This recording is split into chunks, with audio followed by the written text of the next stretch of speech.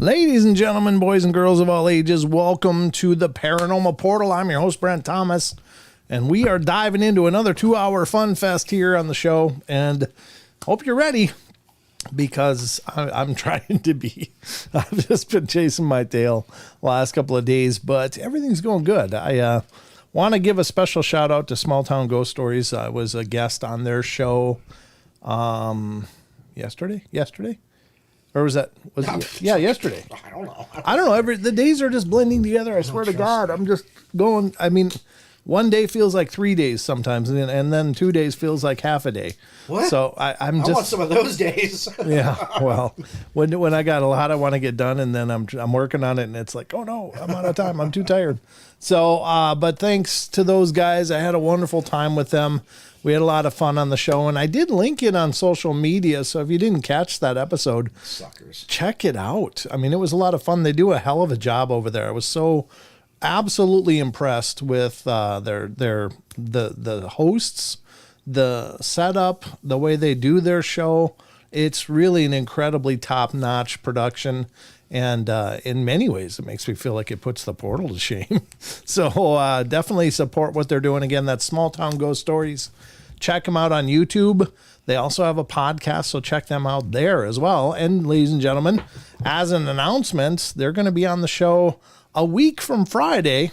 A week from Friday? Yep, all three of them are going to be joining us. Why do we have to wait so long? Well, because there's three guys that have three schedules, and they were not able to make this Friday, so the closest they could nail it down was next Friday. But they're going to be here on the portal, so it'll be a great time to talk with them, to see what their experiences are, to talk to them about all of their journeys. And are they trying to give up their website web show? Are they trying to give it up? Give it up? Well, if they're on here, it's going to go down the toilet. Oh. Wow, Don, you got such support.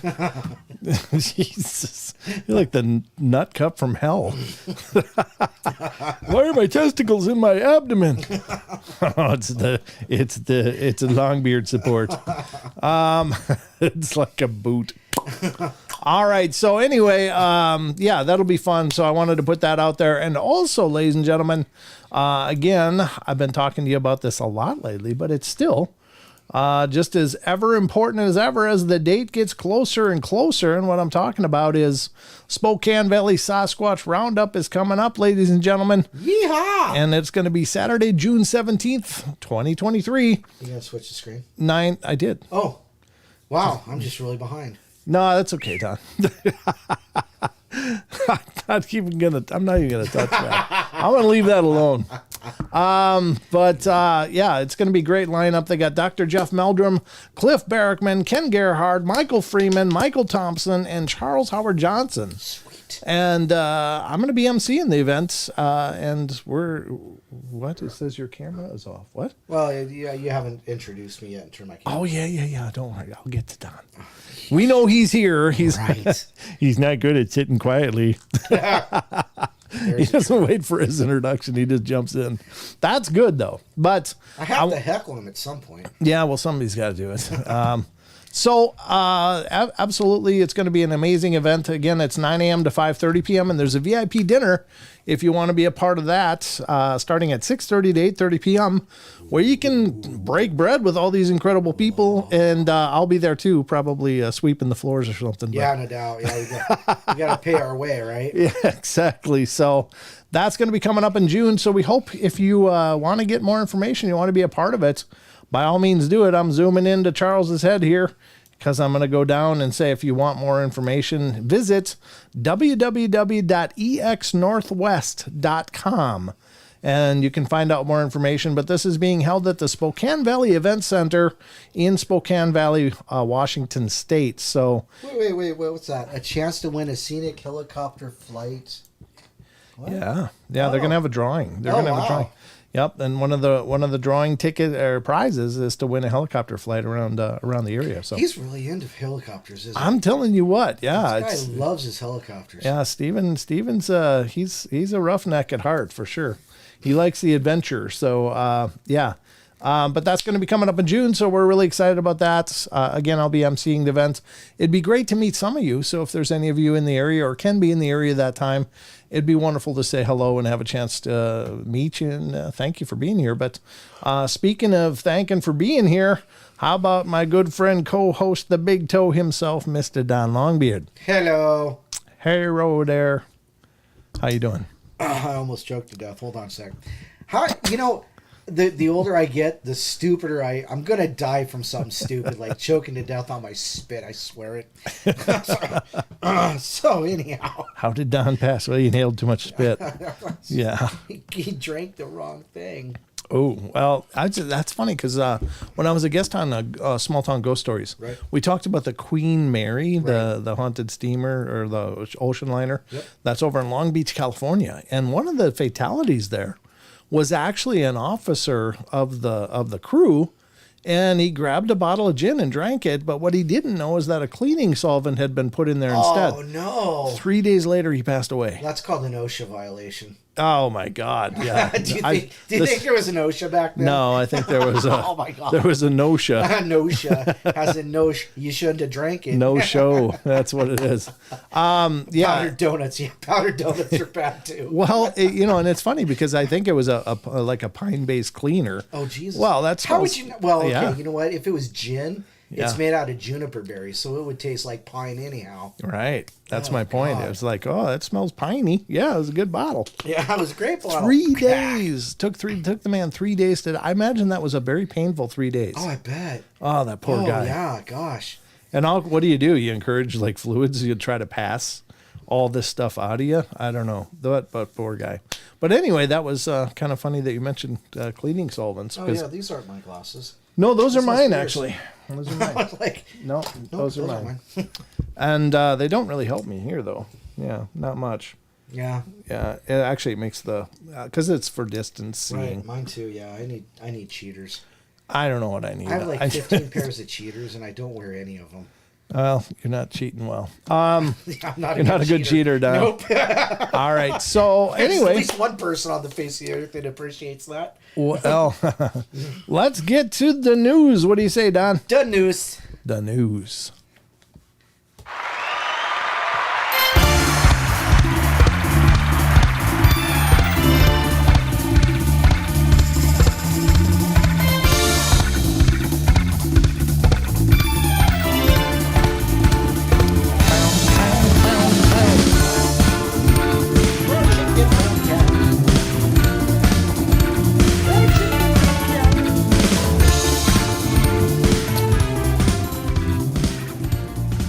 All right, ladies and gentlemen, this is the Paranormal Portal News Desk. I'm your host, Brent Thomas.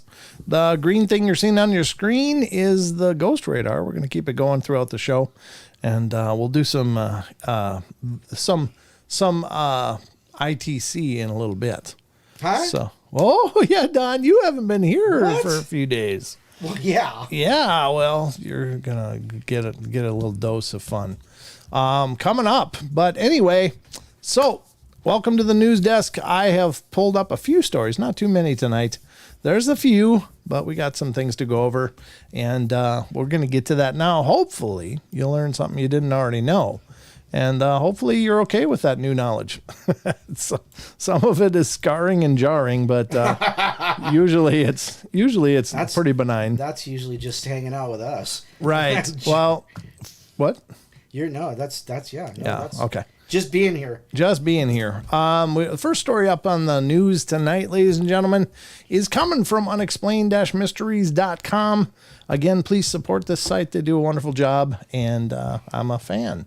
And, it's really a fantastically done site, and it's always current and relevant, and so it's a lot of a great resource.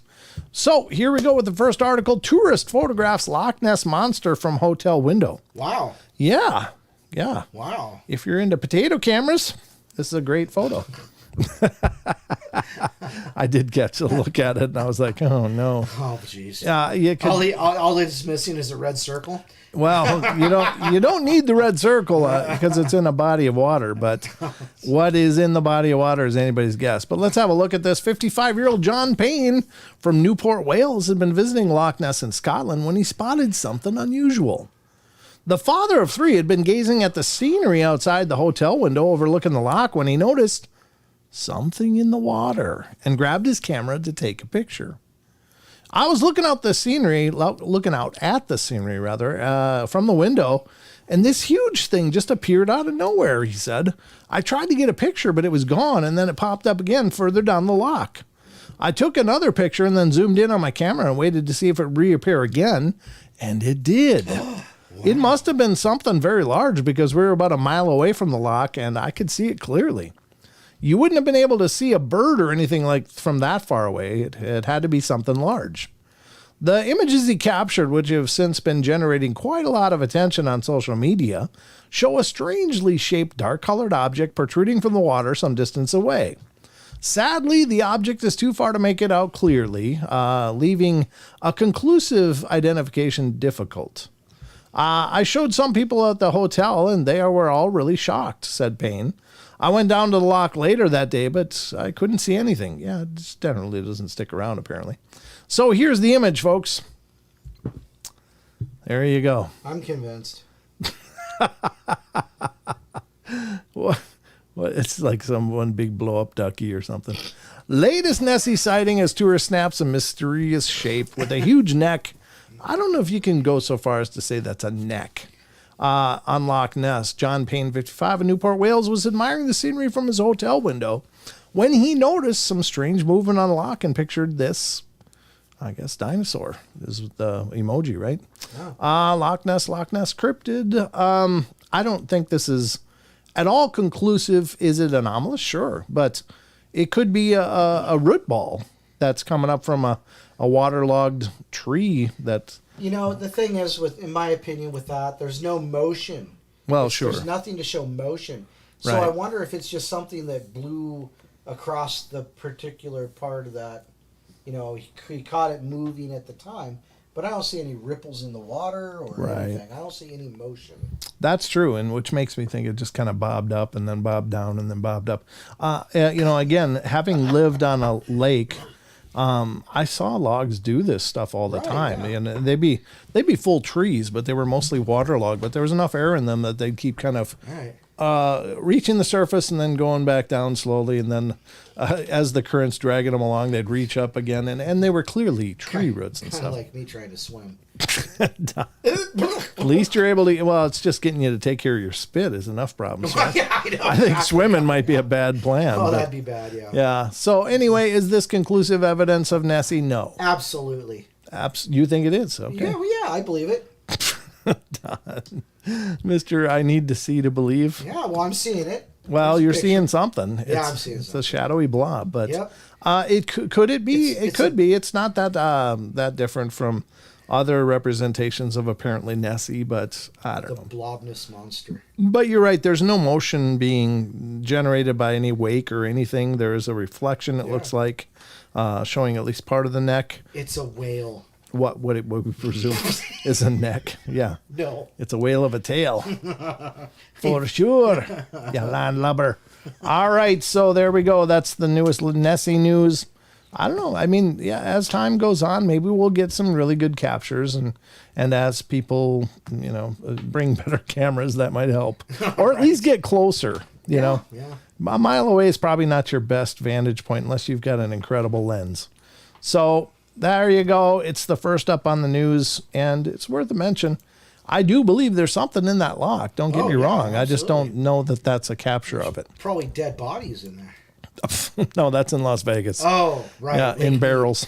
Lake Mead, right. Yeah. All right. So anyway, not that there aren't any then in Loch Ness. I mean, my God, Crowley lived there. Who knows what's in that Who knows water? what's in there? Who knows what's buried under the surface of that lake?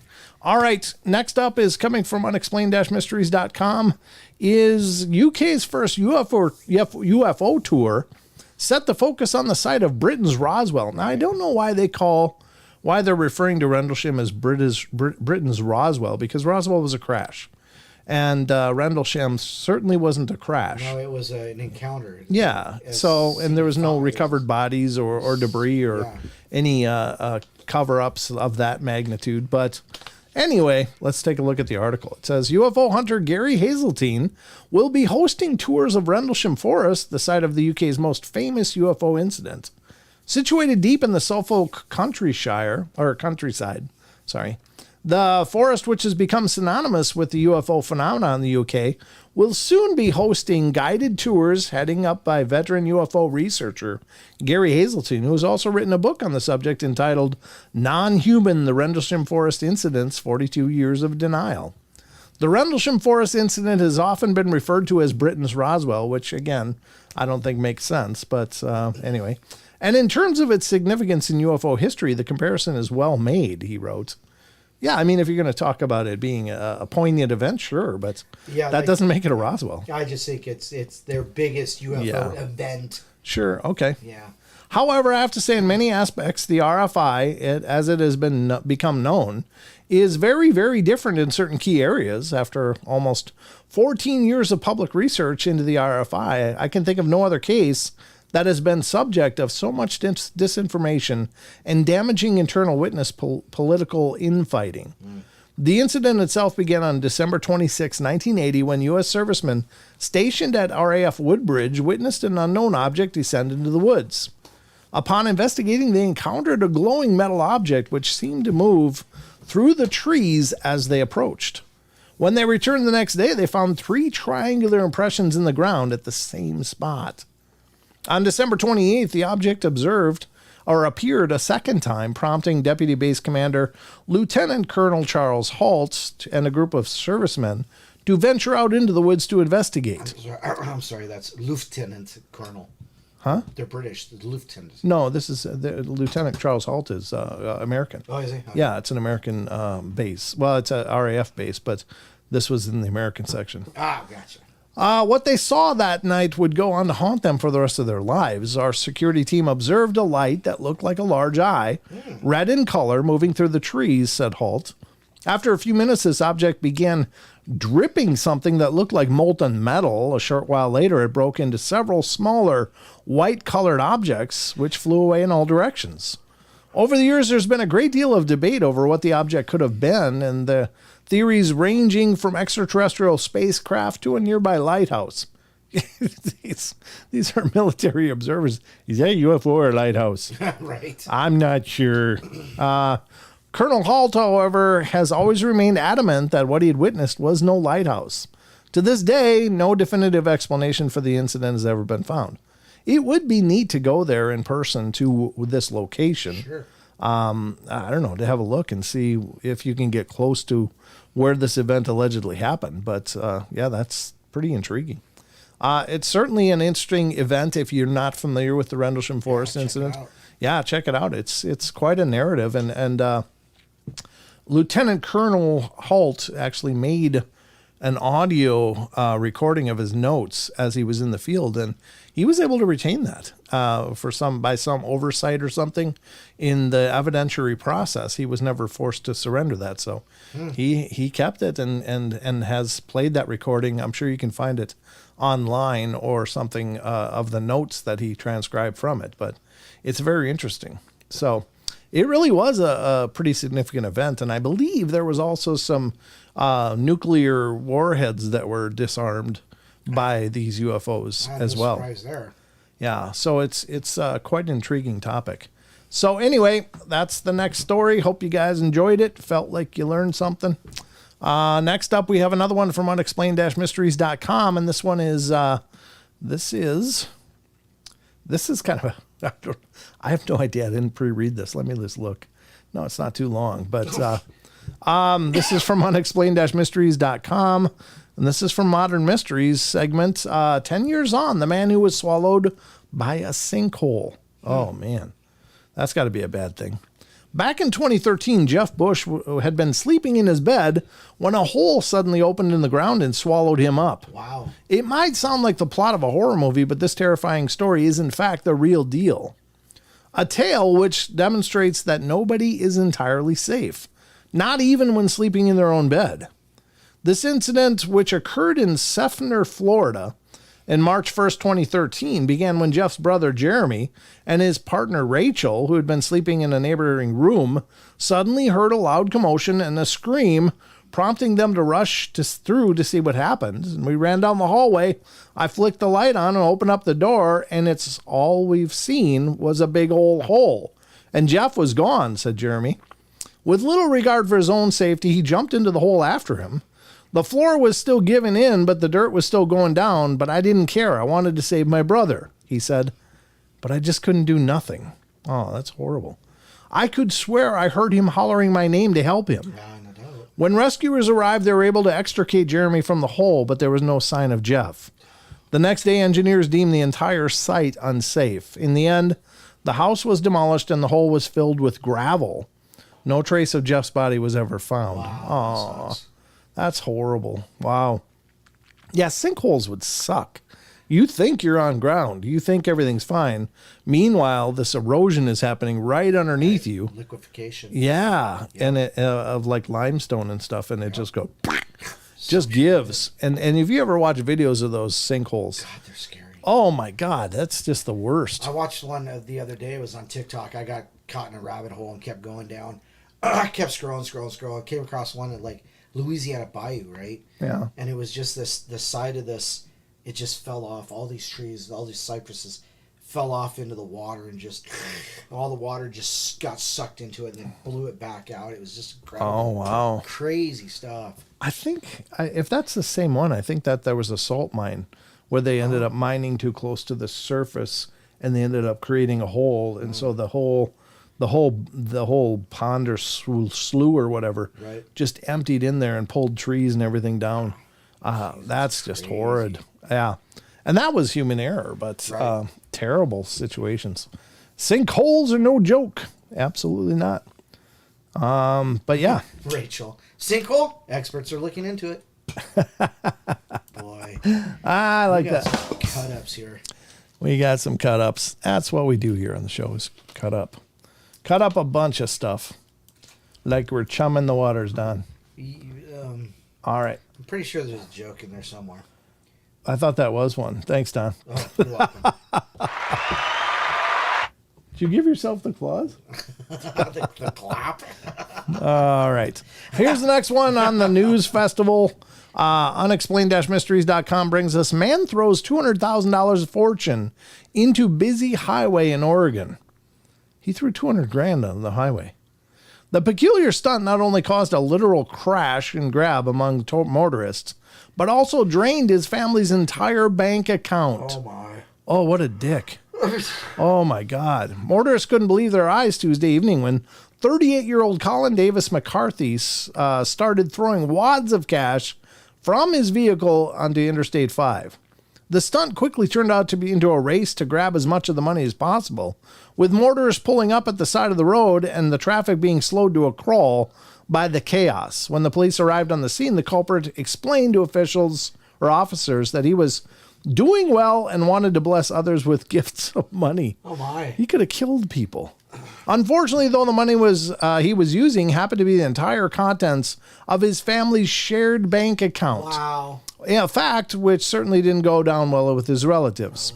He could have been charged in a situation like this for danger being created because of his actions, disorderly conduct, potentially reckless endangering, but most likely disorderly conduct, said OSP Lieutenant Jim Andrews. Well, that's a whole bucket of stupid.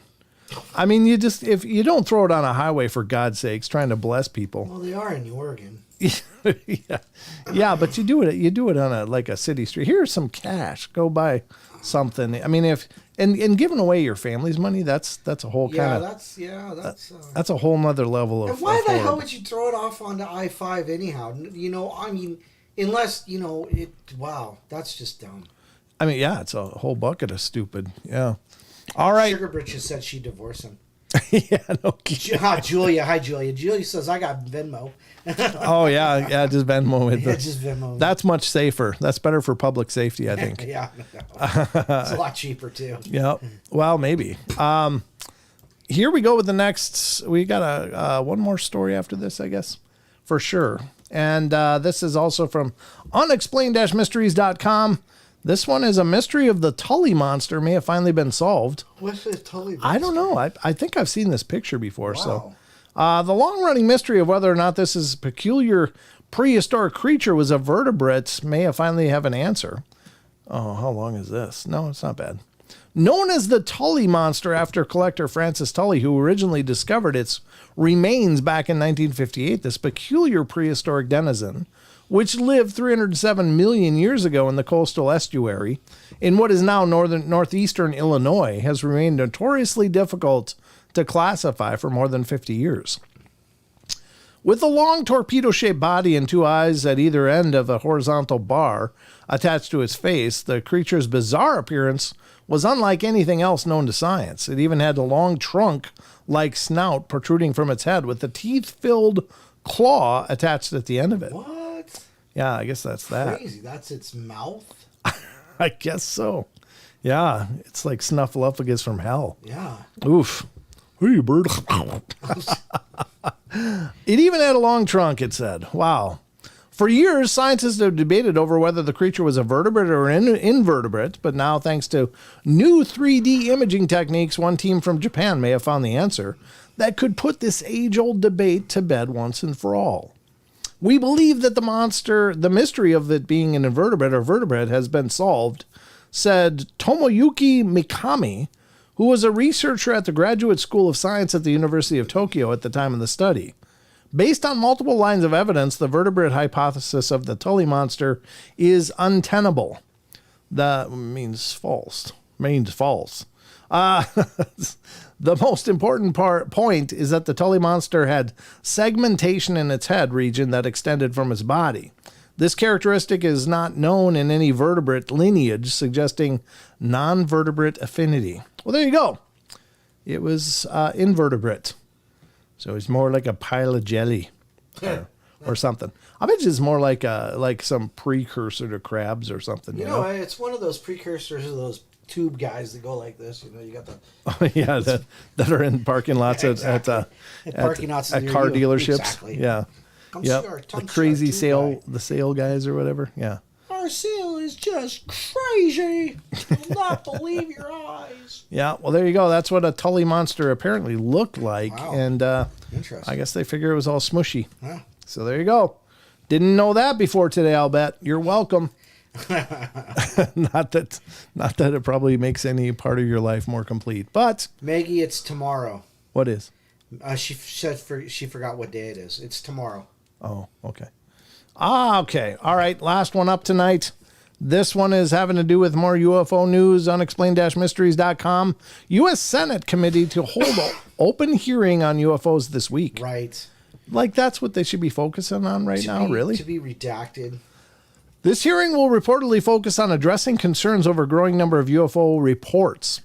They're concerned about the reports, or they're concerned about the fact that people are making reports, or they're concerned about the subject of the reports. I'm not sure. Unidentified flying objects, oh, come on, we don't need this disclaimer every time. Oh, it's UAPs. Have been appearing in the news more and more over the last few years, from bombshell document leaks to actual footage of UAPs recorded by U.S. Navy pilots. The phenomenon has reached fever pitch. That's some good journalism right there. Yeah. Wow. This is why on Wednesday of this week, the United States Senate Committee on Armed Services is holding an open hearing on the topic in an effort to address growing concerns over the sheer number of cases that have arisen in recent years. It's not just recent years, though. I don't know why they're... No, it's been like, almost 80. Yeah. Efforts will also be made to push for increased transparency. Yeah, right. Oh, gosh. Yeah. Yeah, let's see. When I think of government, I think of transparency, too. All right. So, on the topic, and to acquire additional funding. There it is. There's the answer. Yep. That's what it's all about, ladies and gentlemen. Additional funding. Yep, more of your tax dollars at work. Dr. Sean Kirkpatrick, who leads up the All-Domain Anomaly Research Resolution Office. What the arrow? Arrow. Will be one of the more prominent fingers In the pie. Speaking at the hearing. The department's chair, Democrat Senator Kristen Gillibrand, had previously criticized the Department of Defense for not knowing or not providing the promised funding 2 years in a row. The lack of funding for RO is a significant concern, she told the Roswell Daily Record. That's where she chose to report it. Yeah, you know. Where should I give this interview? How about the Roswell Daily Record?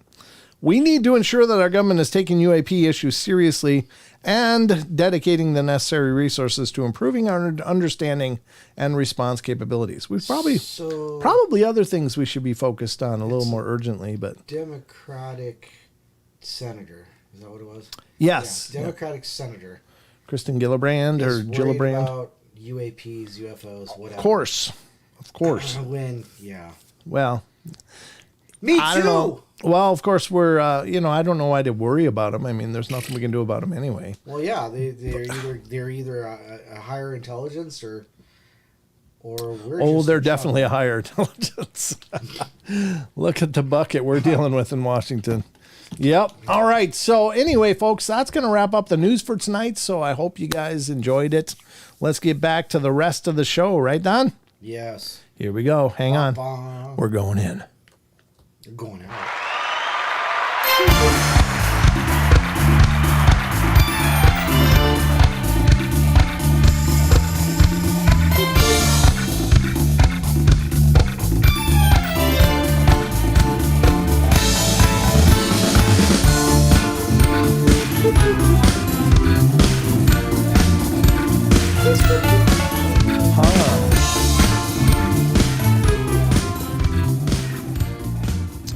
Don, what day is it? Boop, boop. It's hump day. Hump day. What's tomorrow? Tomorrow's not hump day. 4/20. Oh, yeah. Drew Barrymore's birthday. Oh, are you serious? Yeah. How do you know that? Because I was 10 when he Oh, came out. I've watched her grow up on TV. So you marked her birthday? She's only 10 years younger than me. I'm not even sure what to say. No, actually, she's not. She's probably only 6 years younger than I am. Well, there you go. All right, ladies and gentlemen, welcome. Which means we're all of age. Why are you getting creepy over there? What, me? Yeah, you. I'm not getting creepy. I'm just like, all right, I'm done talking about Drew Barrymore's birthday. Why?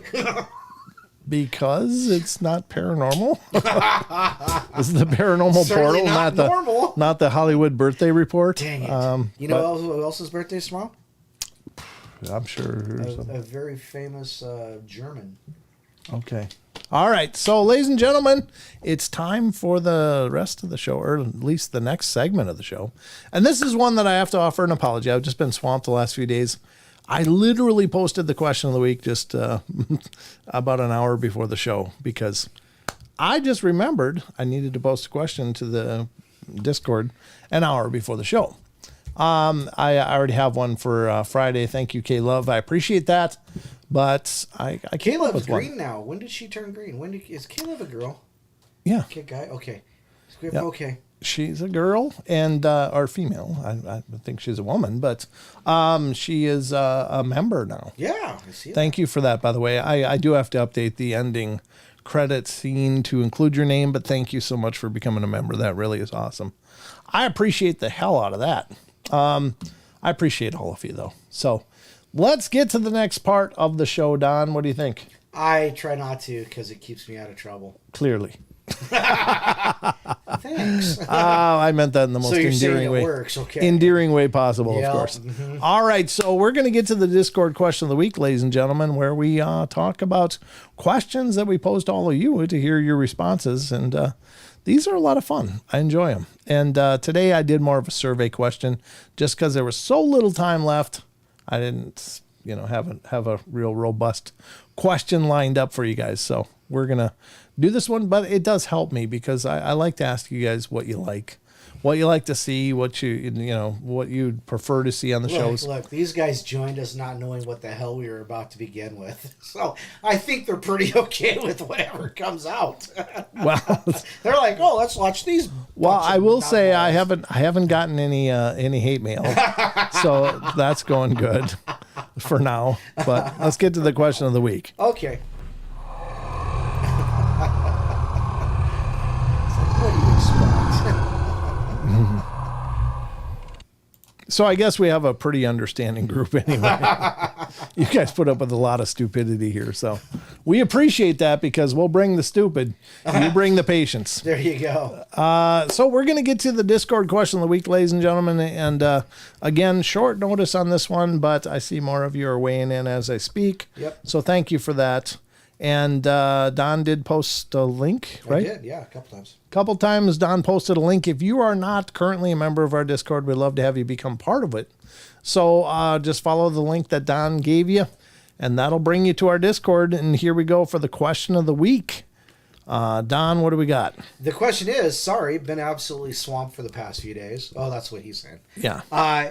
He just wants to know, quick question, what topics would you like to hear covered more often on the shows? Strange phenomena, ghosts, UFO, aliens, cryptids, or what type of cryptids? Now remember, there's not just one type of cryptids. They're not all Dogman and Bigfoot. That's true. And Sasquatch. There's other things too. Like Loch Ness Monster, Yeah. Champ, the Wendigo. The Fresno Nightcrawlers. Oh, I think those are puppets. But No way! I do. I think they're marionette pants. Marionette pants. Somebody managed to film. And yeah. It's like that plastic bag that was walking across the street. Yeah, I know. That was actually more convincing than most of those Yes, pants it was. videos. Yeah. Yes, it was. Yeah. All So- right.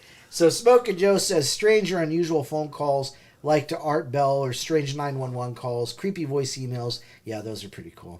Just shooting from the hip. Here you go.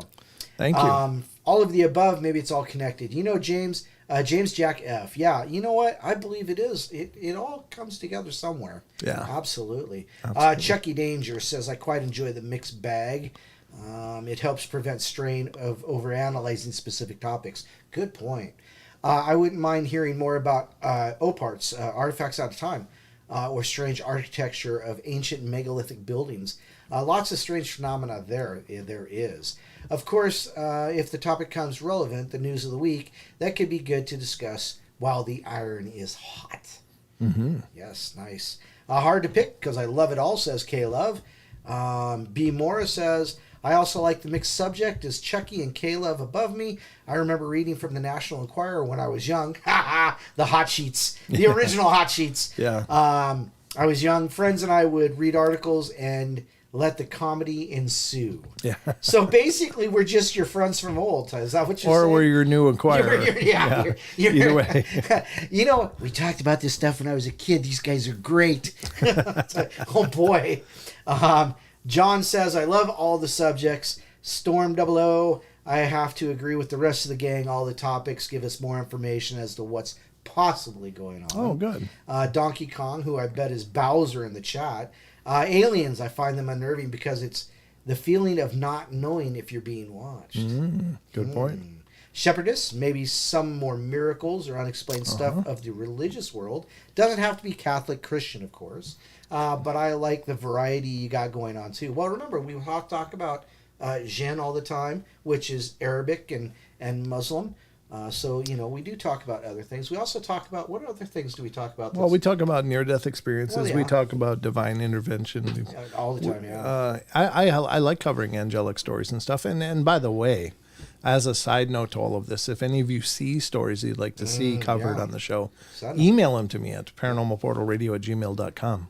I'd love, you know, it would certainly make my job easier, but it's also I love the positive stories too. Believe me, I would cover a lot more of them if I found more of them.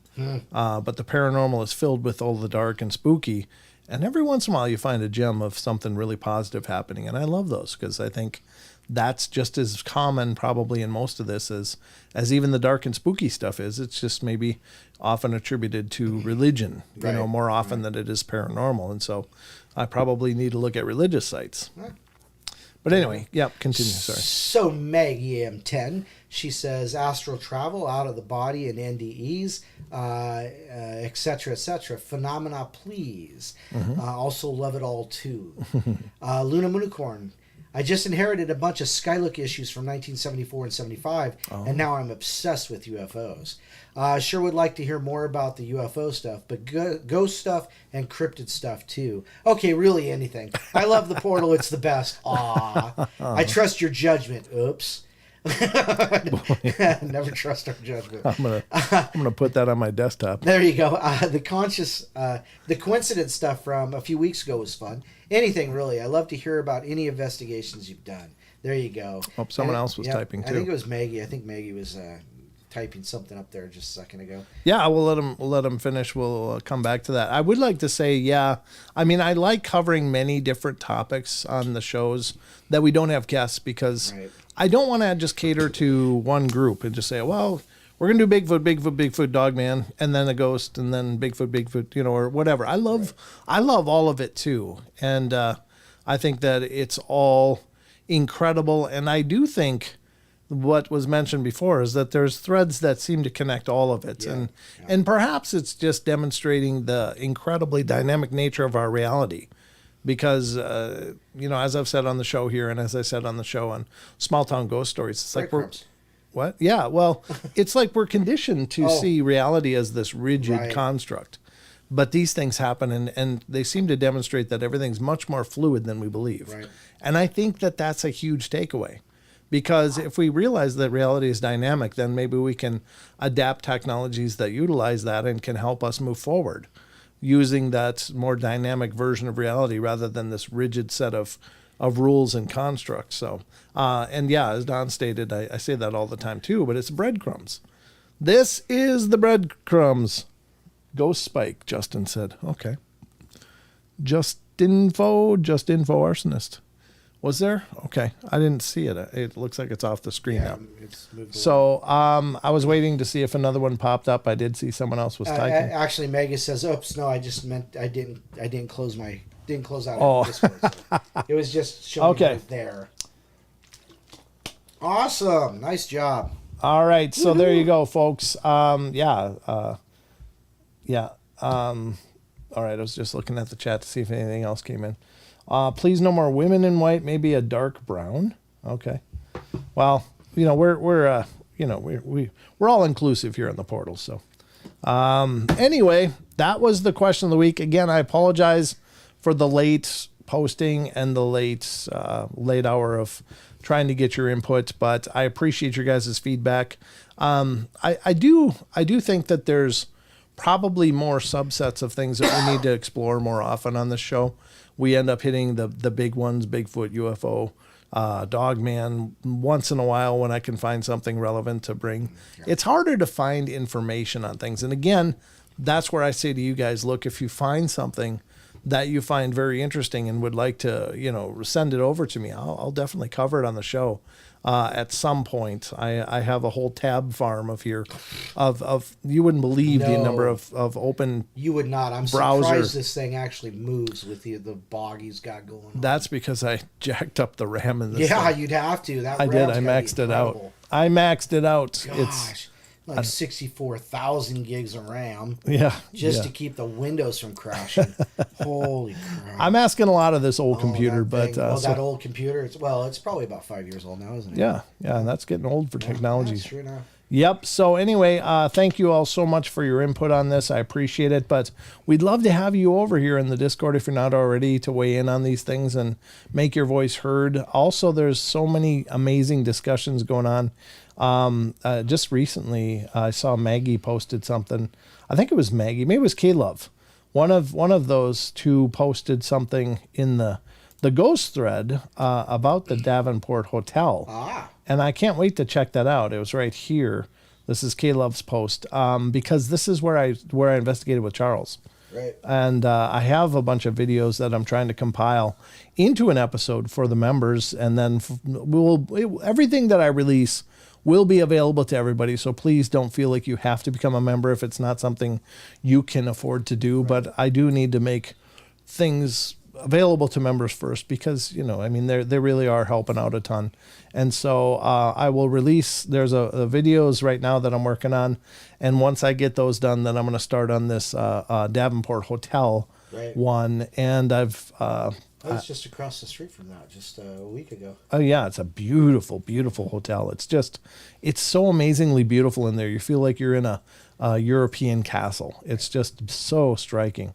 And it was nearly demolished, and which really years ago, which really would have broke my heart because this is the kind of architecture you don't see, that it just isn't done anymore. If it's done, it's only in like Dubai or something. Right. So it's really a jewel box of a hotel, and it was really an honor to go there. And special thanks again to Charles Howard Johnson for making that possible.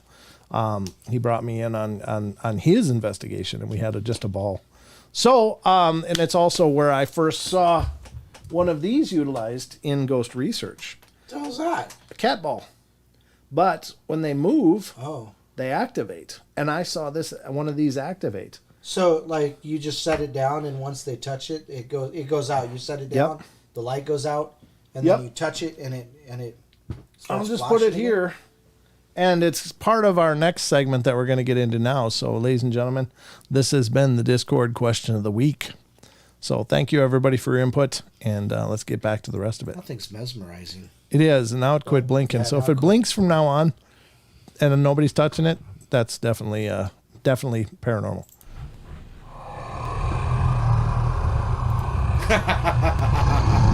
I've never been into flashing cat balls. This is my first. It's your first. Well, that's not all we're going to do now, because as we're running the Ghost Radar, of course, we're also going to do some ITC stuff. What's the name of that? Is that the one we use for the portal? No, this is different. New? It's a new one. Wow. And it's one that I saw again on Yasko, his channel. He was doing a crossover episode with Omar Gosh TV, who does investigating. And, whoa, it absolutely closed itself. Well, it's been doing weird stuff. I don't know if it's maybe not as stable as it should be, but let's see. It's calibrating, setup complete. It closed again. It actually absolutely closed. Maybe I have to restart my phone. huh. This is going to change my plans a little bit here. Let me restart my phone. I don't do this very often, and that's probably a big problem. So we're going to do that right now. All right, let me turn it on, and we'll try it again. Well, Pharmacy, you need to be in here chatting. You don't have to use your mouth to chat, so you can put food in your mouth and chat at the same time. Yeah, Believe it or not, it's possible. You're not typing with your lips, for God's sake. Yeah, exactly. And if you are, you're doing it wrong.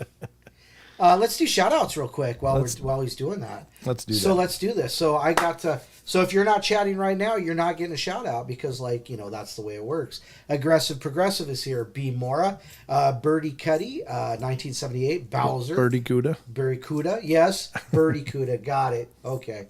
Bowser, Chucky Dangerous. Hi, Isaac. How you doing? John Stevenson, Kayla, Christina, Kirsten Lee. Oh my gosh. Kristen Leah. Yeah. Luna Moonicorn, Maggie M10, Rachel gets it right. Romero Pacheco. Ah, there's a new That's name. a new name. Yeah. Nice to meet you, Romero. There's Maya. Oh, Maya's in here. Yeah. Good. Rachel gets it right. Oops, said that. Ron the Sage. Wow. Shepherdess, Sugar Britches. I almost said the other word, sorry. Farm, of course. The Fourth Color, Weapon X5, and Steve Humphreys. Let's see here. James, is that Millahek? James, how you doing, bud? Justin Arsonist. Justin Faux Arsonist. Somebody else just popped in. Who is it? I don't know. Chris Cirque popped in, and I think it's pronounced James Mihalik. Sure. But Hi, James. I'm not how sure. You doing? And Julia was here. Hi, Julia. Julia Blacktree was here. Oh, it just said a new word. It's never said this before. It said Andrea. Andrea. Okay. So is that Luna Moonicorn's name? Andrea? No, it's a spirit box. I don't know. I don't know people's It's just actual names. randomly thrown I don't know out. people's actual names. I just know chat names. I know Farm's name. So this is called Spirit Talker, and again, this is an app that I noticed on the show with Yasko, and he uses it quite a bit. I did get some feedback from somebody that watched the episode, and they said that Spirit Tracker was actually developed for a specific podcast or YouTube show. I don't know which, but and I don't remember the name, but it's one from the UK. Oh, But what I gotta say is, I was noticing as I watched Omar Gosh and his episode with Yasko that the responses seemed really relevant to what was going on. really? Yeah, it was really impressive. Now, I've used it a few times here on the show, on the live show like we're doing now, and I've not noticed anything really too compelling. There was a few responses that I think might have been relevant. So it does seem to just spit out, at least sometimes, some repetitive things like "find my body" and Find my body? yeah, that came up. No way. Here's one. I'm very lonely here. I'm very lonely here. Is that a new one? Yeah, I've never heard that one before. I don't think. Maybe that came up before, but I'm sorry you're lonely if you're Andrea. If your name is indeed Andrea and you're feeling lonely, well, I do apologize that that's the case, but you're among friends. So, but you know, how did you die? What happened? Do you know you're dead? That's two questions. Well, how is she gonna know? Well, I guess if you ask somebody a question, do you know you're dead? Then you go, oh, I am. I must be dead. I am. It's actually kind of lucky, because if you're dead, you don't know you're dead in general, right? Sure. But if you're stupid, You probably don't know them either, though. you probably don't know that. No, either. I've known a few stupid people, and I'm tell you probably what, one the of people them. around you know it. Yeah. Oh, yeah. Yeah. They say every group has a stupid person, and if you don't know who that is, then it might be must you. So we're going to do this a little bit just to see if we get any relevant responses. I will tell you, since the last show on Saturday, I was sitting here on Sunday, and I don't have any windows open. The ceiling fan is only going very slowly, but I felt a cold. Electric. Well, you're cold. You said you're cold. So I just said the ceiling fan, and it said electric. There you go. It is electric. You're right. It runs by electricity. Doobie. I was sitting here, and I felt a cold breeze on me. Oh. Like not like blowing over paper, Right. but enough that I could go, oh, well, that's new. I've never felt that sitting here ever before. So it could be a presence. It could be just some weird thermal draft that came into my house somehow. I will tell you that this is an old house, and oddly enough, most of the windows are actually painted shut. I can never been able to open windows here. I don't own this house, so here's another river. There is a river nearby. Did you pass in the river? Is that what you're saying? Did you drown? Is that what you're trying to tell us? We'll see if anything comes through that's relevant. These are at least new responses to what I've been hearing. I can't tell you. You find my body, please find my body, find my body, where's my body? Came up a bunch of times. Wow. And that was over a course of a couple nights. Really? So, and this is just recently? Last Friday and Saturday nights. I wonder if that's Rachel, and she's in the river. Rachel who? I don't... Andrea. Andrea, yeah. Maybe. Oh, now it says another name. Oh? Patricia. Yep. Oh. So, is there Maybe Andrea put Patricia in the water. Are there two of you here? How many spirits are with us? Don should stop asking questions and confusing them. Yeah. Well, the object is to ask and then give an opportunity for response. Again, with apps like this, my big hang up is, how do they know? Yeah. How do they know just out of the gate, hey, this is how I say my name, by using this energy, I don't know, frequency, what it's utilizing to come up with these answers. Another thing that I was thinking of is I did notice that when I watched them use it on the show, a lot of times it was just sitting. It wasn't being held. Now, I know it uses several different sensors on this phone, including the accelerometer, which is a movement tracker. Okay. And so I am moving it a lot, and that could be disrupting the results. I'm not sure how best this should be utilized. Caleb asks, is it pre-programmed? Again, yeah, I didn't do any setup on this at all. It's just an app that I downloaded. So I really don't know much about it. Again, the listener did tell me, look, that was developed for this show, and they named the show. It's on either Friday or Saturday's comments on YouTube. You can check it out. Right. Hey, interesting thing. Yeah. So, if somebody puts their name in YouTube in the chat, sorry. So Lucky Gypsy 13 says, hey, wait a minute. I just popped on and my name is Patricia. Oh, wow. Maybe that was for you. Yeah. That's interesting. God. Oh, it says God. What? Yeah, it said God. With a capital G or a lowercase G? Oh, big G. Big G. Big That's G. the big one. God. Yeah.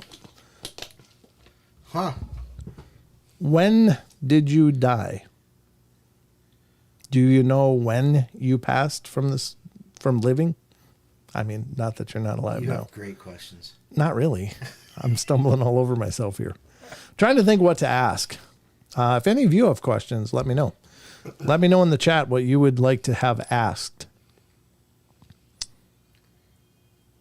Oh, see you, Bowser. Have a good night. Thanks for stopping in. So nothing else yet coming through, but we'll just keep an eye on this. Again, I think the interesting thing is that the responses are at least unique tonight. Yeah. Whereas the first two nights, it was really repetitive. The one thing it did say, Don, was, I like the lights. The lights? Like, The lights. I like the lights. And I thought that was really interesting. huh. So, are you the spirit of a dead person? Okay, let's ask that. We already did. Well, what do you see in front of you? Okay, so we got two questions. Ask, questions, are you actually. trapped in the earth plane? Okay, let's start with that. We'll start with farm since it was first. Yeah. To any spirits that are here, coming in love and light, not negativity, are you the spirits of a person, a dead person? Yes or no, or affirmative or negative, or We're following you. Whoa. Whoa. I think you mean like, you subscribe to us? yeah, which is a great recommendation. That's great, Even the yeah. spirits recommend you get subscribed, ladies and There you gentlemen. go. So let's go with that. Wow. How many are following me? How many of you are following me? Not the chat. talking to the unseen presences You mean personally? in the spirit world. I can see on YouTube how many of you are following me. Wow. Yeah, that's an interesting take. We're following you, huh? So how many are following me? When you say we, how many does that mean? Is that the royal we, me, myself, and you, me, myself, and me? Maybe. Me, myself, and I. Could be. Let's see if anything else comes up. It's not uber active, but I kind of like that too. If it was always spitting out things. It'd be suspect, yeah. Yeah. Oh, this one's weird. She killed me. Oof. Oh dear. So we did ask, are you a spirit of a person who passed? And it said, she killed me. Is that relevant to that last question? Or the question before the last question, Farm's question? Let's ask Maya's question. Are you stuck on the earth plane? Or are you unable to pass on to the next life? We'll see if anything comes through. Again, I'm just testing this out. I'm not meaning to suggest this is actual definite communication, but this is important to understand these kind of things before you actually go out in the field and use them, because if it's going to be a bunch of false positives, you should know that before you head out. So you do have to screen these things. I wasn't part of developing it. I wasn't part of testing it, except for now. So it's important. It's incumbent upon people that are going to be investigating to know their equipment, and that includes applications.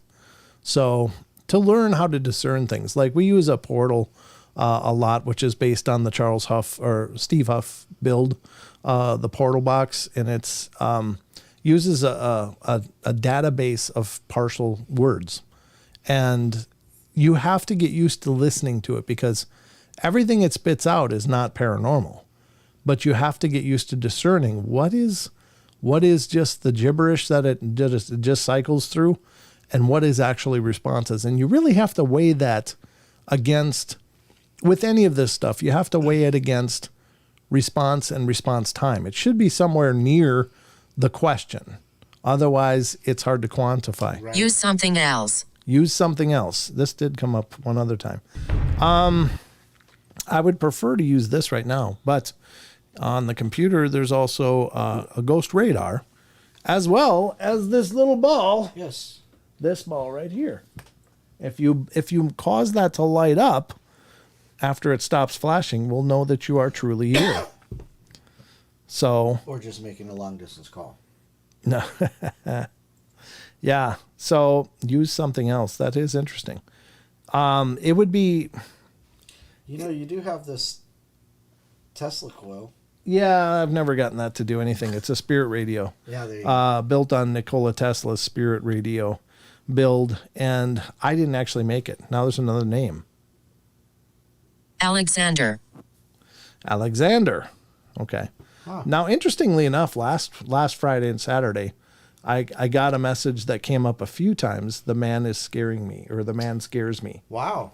So that's the first time. This is actually the first time I'm actually getting names. Now we've got 3 names: Andrea, Patricia, and Alexander. Okay.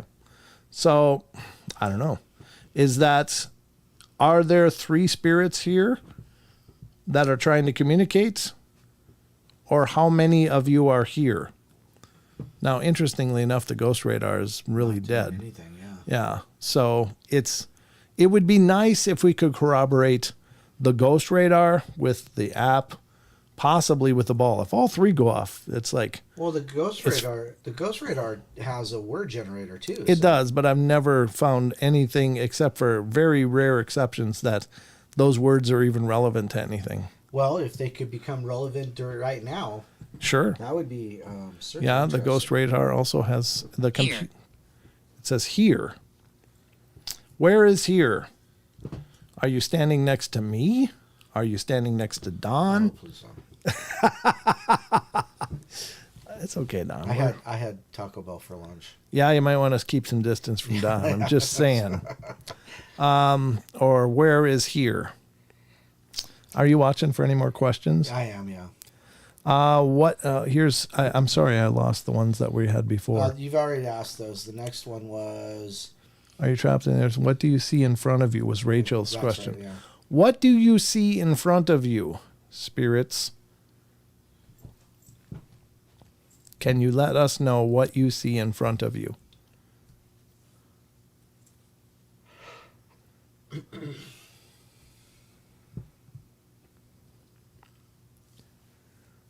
Maggie says, I just confirmed to myself I would be no good on a ghost hunt. Julia. Julia. Julia, is she at your house? Now, there is an interesting idea. Hi, Shri. I'm sorry, what? Shri Moon's here. Oh, nice. Nice to see you. Thanks for coming in. There is an idea that sometimes spirits are believed to be able to use the internet. And I mean more for by a method of, it says boy. Sorry. Boy. He's a boy. That it's potentially, according to some people, and I don't know if there's merit to this or not. It's just a claim. And I don't know how people can quantify this at all. But some people say, well, if, this one's powerful. Forgive my sins. Wow. Talking about God and a boy. Yeah, that's kind of weird. All right, so I will tell you, if you are a tortured soul, I will certainly pray for your forgiveness and for you to be redeemed in the eyes of the divine. That's interesting, especially in this house. Because Don, you know the story of this house. Yeah. So when you were talking to Jenna, Yes. Yep. Huh. ask what Andrea's middle name is. What is? Ooh, this You're one. being followed. Why again? I don't know if it's talking to me or you though, Don. Why? Why? I don't know. It could be you, Don. Yeah, no. No, I'm just kidding. I'm not trying to freak you out. Sorry, I can't resist. If you're a positive spirit, you're welcome to follow me. But if you're a negative spirit, you are not welcome to follow me. Or me. Or Don, or any of our listeners. You must not do that. You are not allowed. Interestingly enough, and I've shared this on the show, that I didn't find out. There's been activity in this house for the entire time we've been here. It's not all the time, but there's just definitely been some seriously bizarre incidents that have happened here. So I've always been resigned to the fact there's something here without really knowing what or anything. But I did find out, and I've shared it on the show before when I had a guest who was actually an old neighbor that grew up next to this house. And there was a story of a young child a teenager that, took himself out. And so that's why I think that the things like God, I control this place. really? Well, you control your space. I'll control mine as best I can. Yeah, I don't think you control this place. No, I don't think that that's the truth at all. However, it is not my intention for you to become aggressive, nor do I want you to exert what you believe is control over those who are residing here. You can only exist here in peace and love. Otherwise, you are not welcome here, and you will not be allowed to stay. That's an interesting response. Sounds like you're breaking out the sage tomorrow. I've cleansed this house. This house has gotten more saging than sweat lodges. Yeah, than all of the lasagna in Italy. yeah, exactly. This is interesting. I don't know what this means. Painted neck. Painted neck. Redneck. A redneck. I don't think that's a redneck reference. No. A painted neck, though. That's interesting. I don't know what that means. Huh. Okay. So what decade did you pass away? Do you know the year when you passed from this world? Maggie, why did you almost throw your phone? Sorry if I'm missing questions, folks. I'm trying to keep an eye on all of this stuff. Oh, I'm not going to answer that question, Rachel. No. God, that'd be like Bloody Mary, Bloody Mare. No, actually, that's interesting because that comes up a lot. That it's believed that Yes, I mirrors are understand. portals. So, yeah, I think so. Do you know a year in which you passed from your physical body? Do you know what year that was? Can you give us a date?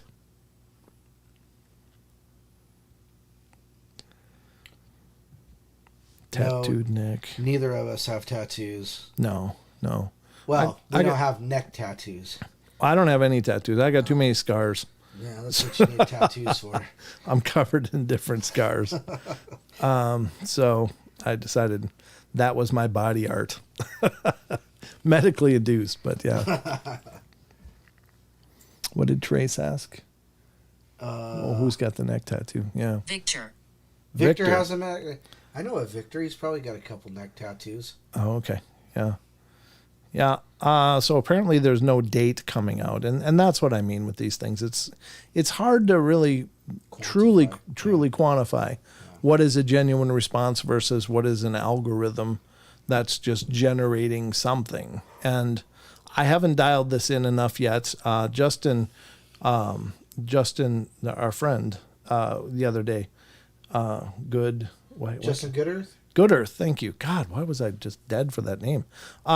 He recommended bringing it to other places and testing, and I think that's a great point. Again, I just have to believe there's got to be a learning curve on this. So if it's not just algorithmically generating some kind of response, just because it's spitting out something, so it's not sitting, that could have been programmed into it. Right. But could it be that the responses it's generating is just largely garbage because it doesn't know how to use it? So are we witnessing a learning curve happening here where there's a few things that have been mentioned in this little segment that seem to relate to this house?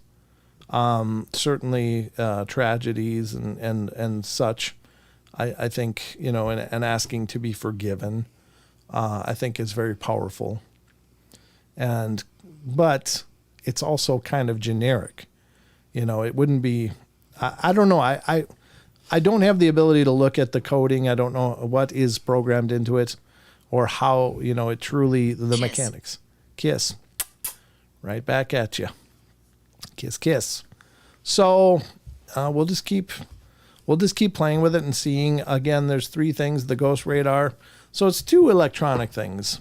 I think one night coming up, I'm going to set up the paranormal portal build that I have, and we'll test that out as well. Again, when we were in Coloma, Don, the scream. Remember the scream in the hunting cabin? It was like a 3-second scream that came over the portal. Why do I not remember this? Well, just watch season 2, episode 15 of the podcast, and you'll hear it. Because we did a podcast about it. I've produced most of them. I can't remember it. Well, I mean, there's only several hundred to pick There's from. like several hundred, exactly. But there's been some incredible things that have come through the portal. And I think, and meaning that electronic devices. Right. But we've gotten some incredible things. When Dan Pruitt and I were over there the first year, and we were in this abandoned hunting cabin by ourselves in the dark, in the fading light of the day up on a mountaintop in Montana. And as we were there, this database only uses partial words. But this voice kept coming through just like this, going, bang, bang, bang. I remember that. You heard that, or you saw the video, right? I saw the video, Yeah. And that was really creepy because this database is only like syllables. It's not complete words. And that didn't come up any other place, any other time in the hours and hours and hours and hours. What? No, stop. Gosh. That got dark. Yep. I don't like that one at all. But again, I don't know how that relates to this. I will tell you that this house is pretty well protected, so I don't think that that's an issue. But I think we'll hook that up and try that out as well, just to see if we get different kind of results. So, yeah, we got God and Lucifer. You're right. Tunnel. Yeah, I'm sure. What is a tunnel? Tunnel of light. Tunnel of light? I hope so. I hope you see a tunnel of light. And that you go to that light. You know what? Rachel says, doesn't Lucifer mean bringer of light? It does. And then tunnel of light? Well, you included the light. It just says tunnel. But, well, that's true. But it did say Lucifer and tunnel. Now, according to a lot of beliefs, Lucifer's the ruler of hell. And so would that be a tunnel to hell? Would it be a tunnel to heaven, like a near-death experience? I don't know. It's out of context, so I don't know. So Caleb says portal equals tunnel. That is true. That's a good point. Wow. Gosh, you guys are creeping me out. Send you home to some nightmares, Dan. Yeah, no doubt. Get a lot of sleep tonight, right? So I don't know. Again, I'm not fully invested in this. I think it's interesting, right? But it's another tool in a toolbox to look for evidence of the continuation of life, and that's the journey. It's not about darkness and about creepy stuff. It's more about again. I would always advocate using extreme caution. Because if you're going to use devices like this, you may be, again, giving a bit of permission for activity to happen. help you, well, I will pray for you. If you are indeed a spirit, I will always pray and hopefully send you to the light. I don't like, if you are stuck here, that's not a good place to have to stick around. Not that this isn't a good house, no, but I'm largely a boring person. So, but yeah, are these valid responses? No, I don't know.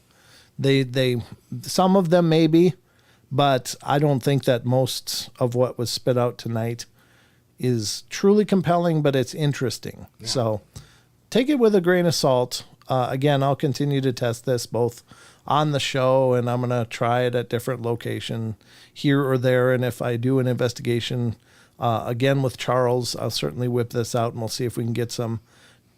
Oh, this is interesting. I'll move something. I'll move something. Okay. If you can move something in this room, especially this little ball, again, it should flash with light. So if you can move that ball to demonstrate that you are actually here and that this is a legitimate communication. You know, if that happens, I'm going to poop myself, right? Have you never seen anything move? I see a lot of things move all the time. Like, but we're creating a situation here. Yeah, we are. Are you freaking out a little bit? No. Oh, okay. All no, right. But I mean, it would, oh, geez. Oh, yeah. See if that planchette falls. Yeah. Oh, yeah. It's pretty well anchored. It's been there for years now. Well, yeah, it used to fall all the time. The planchette would fall off of there. But I kept reattaching it, and so far it's been sticking. So, but if you can make that ball flash, the one that I'm pointing to right now, the little ball with the little lights inside of it, if you can make that flash, that will be much more convincing that we are actually talking to a spiritual presence.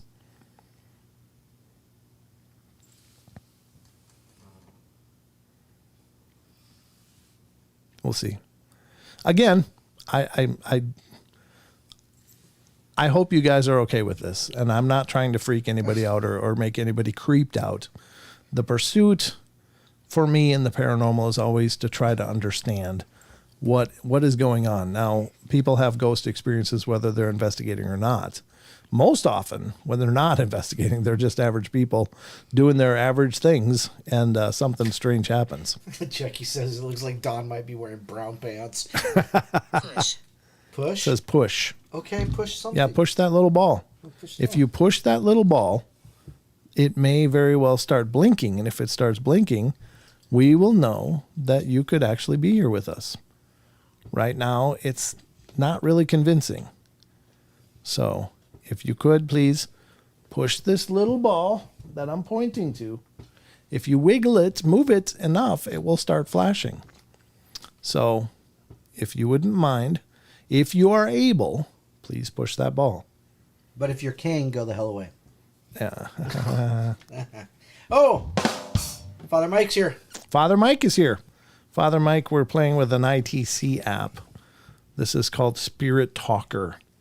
And we're just seeing if we have any genuine type of communication.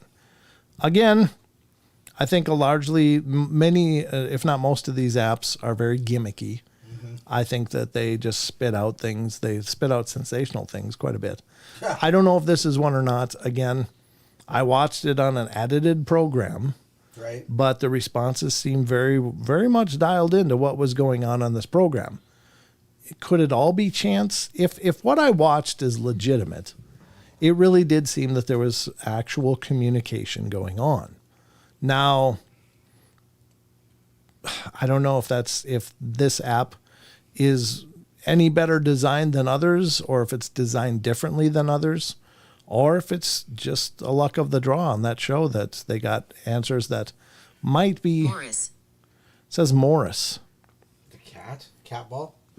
I don't think it's. Wasn't that that old Friskies Meow character? Mix. Meow Mix. Yeah. Was it Morris? Yeah. Okay. Meow Mix. Well, it's a cat ball, yeah, but if it moves and flashes, it's still. and again, is a cat ball a great investigative tool? Sure, it is, and it's really inexpensive. Right. Father Mike says, I always doubt that a good spirit will talk through an app, Ouija board, or tarot cards, etc. Well, yeah. There's that, sure. There's that possibility. It's hard to know. That's the part that's the problem. Morris brand cigarettes. The only place I think I've ever seen Morris was in the X-Files. But there was also in the X-Files there was But I will say that you don't know what you're talking to. Morley's. That's true. Yeah, you never know what you're talking to when this kind of stuff happens. So I would always again advise extreme caution. I'm not advocating. Oh, here's one. Where am I? Where am I? Well, you're in the paranormal portal right now, along with the rest of us. Stuck here just like us. Oh, you're stuck. Are you done? If you want to get unstuck, just let me know. All you gotta do is get up and see yourself to the door. You are in my home, which is actually where I do my show. So, who are you? What is your name?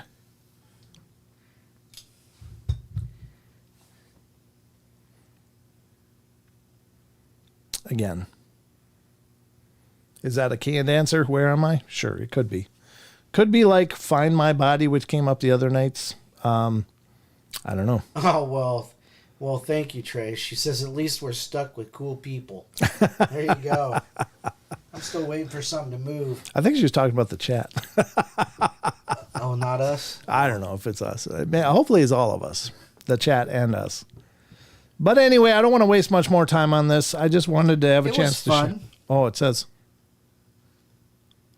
Walter. Okay. Walter. I said, what's your name? You're Walter. Okay, Walter. So if you take the W away, it's alter. So alter ego. Walter Egon. You're taking a lot of liberty with these. Hey, what am I supposed to do? Just think I asked, who are you? And it says Walter. Is it relevant? Maybe. I don't know how long it takes a spirit to answer, if it is indeed answering. But again, I suspend judgment for now. I just don't know. But we'll continue to test it and see. But I just wanted to have a chance to demonstrate that to you guys. Again, the feedback that I've gotten was really positive. You guys seem to enjoy poking into this stuff a little bit. And again, it's something I'm very hesitant to do, honestly, because I think that any kind of encouraged communication is also a kind of permission. Yeah. And I'm always cleansing after this stuff because I don't want this to become a fulcrum point for spiritual activity. This is my home. This is where I live. So I don't advocate anybody, go get this app and sit in their bedroom or living room and start talking to spirits, because if you do establish communication, if it does indeed bring some entity to you, which you don't know what it is, you're kind of, in a sense, inviting it into your house. Now, again, I've had activity here for years, long before I've had this app, and I just recently started using the Ghost Radar. So I assume that this is an opportunity to try to connect with it if it is indeed legitimate. So it's kind of testing and maybe a chance to bridge. Now, Lucille. Okay. All right. Well, Rachel, of course, she goes, it could be a group of spirits yelling at the portal floating in space near them in whatever limbo they're in. Yeah, it could be. Yeah. I mean, who knows? But again, you don't know what you're talking to. You don't know other than what this thing could generate.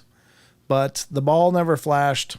The Ghost Radar has been absolutely flatlined through this whole thing. Yeah. So I don't know. If we got positives on 2 of the 3, that would be much more compelling to me. But the fact that this is just spitting out phrases once in a while, I don't know. I don't think that in and of itself is proof positive. Yeah, it's not really convincing. But it's not called Roxy's anymore. It's the Sandbar. Roxy's is supposed to be haunted. Is that around here? Yeah, it's just right downtown. Yeah. Okay, gotcha. All right, so we're going to wrap this up now. If there is any spirits talking to us, you are now welcome to leave, and I encourage you to leave. Don't hang out in this house, and this is not where you live. This is where I live. So I hope you guys enjoyed this. Please let me know what you think. Now saying another name. Phil. Got a lot of names tonight, which is weird, because we've asked, so far we got, well, I don't know how many more there is, but Andrea, Patricia, Alexander, Victor. We got Lucifer. We got Morris, we got Walter, we got Lucille, we got Phil. Last 3 have been names, other than Where Am I? So, but nothing moved. So again, I don't think that was a legitimate response. I think that could be just more algorithmic again. Right. So anyway, I hope you guys enjoyed this. Let me know in the comments what you think, or let me know in the chat if you enjoyed this part of the shows. It's certainly not something we need to continue to do a whole bunch of. I will say that tonight, this didn't glitch. The last 2 times I used it, Don, it would just start spitting out gibberish. Really? Yeah, it did. Yeah, yeah. Oh, really? Like half words? No, not even half words. Oh. It was just like letters. Gotcha.